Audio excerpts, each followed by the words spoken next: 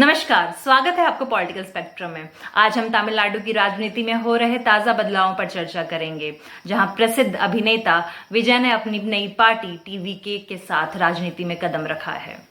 इस फरवरी में party launch के माध्यम से विजय ने तमिलनाडु की राजनीति में एक नया दृष्टिकोण लाने का वादा किया है।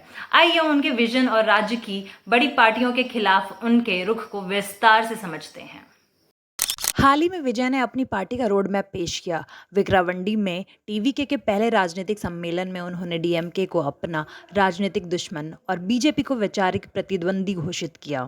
लेकिन विजय का मकसद सिर्फ पक्ष चुनना नहीं। उनका कहना है कि टीवीके तमिलनाडु में बदलाव की मुख्य शक्ति बनेगा, न कि सिर्फ मौजूदा स्थिति का विकल्प।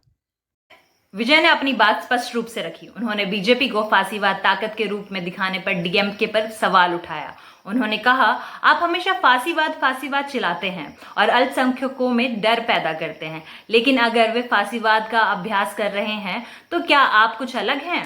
वे यही नहीं रुके। विजय ने डीएमके पर वैचारिक नारों के पीछे भ्रष्टाचार छिपाने और अपनी सरकार को द्रविड़ मॉडल सरकार बताकर लोगों को गुमराह करने का आरोप लगाया। उन्होंने कहा, तमिलनाडु पर भ्रष्ट ताकतें शासन कर रही है, विभाजनकारी राजनीति खुद को उजागर कर देगी। उनका संदेश स्पष्ट था, टीवीके तमिलनाडु में भ्रष्टाचार और विभाजनकारी को उजागर करने के लिए प्रतिबद्ध है। तमिलनाडु की जटिल राजनीतिक स्थिति को देखते हुए टीवीके के गठबंधन को लेकर कई अटकलें लगाई जा रही थी। विजय ने इन अटकलों का स्पष्ट जवाब दिया और किसी भी राजनीतिक गठबंधन के दावे को खारिज कर दिया। उन्होंने कहा, कोई भी टीवीके को एक रंग में नहीं रंग सकता। हमें किसी पार्टी की बी टीम नहीं कहा जा सकता। उन्होंने अपने पार्टी के मौलिक सिद्धांत पिरार पोकुम इल्लम अरिकुम का जिक्र किया, जिसका अर्थ है जन्म से ही सभी समान हैं।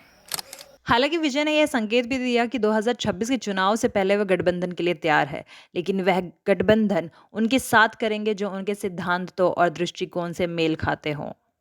स्पष्ट है कि विजय के पास टीवीके के लिए एक बड़ा विजन है और उनका संदेश कई लोगों तक पहुंच रहा है। आपके क्या विचार है टीवीके के इस स्टैंड और विजय के बयान पर? क्या आपको लगता है कि टीवीके तमिलनाडु की राजनीति में बदलाव ला सकता है?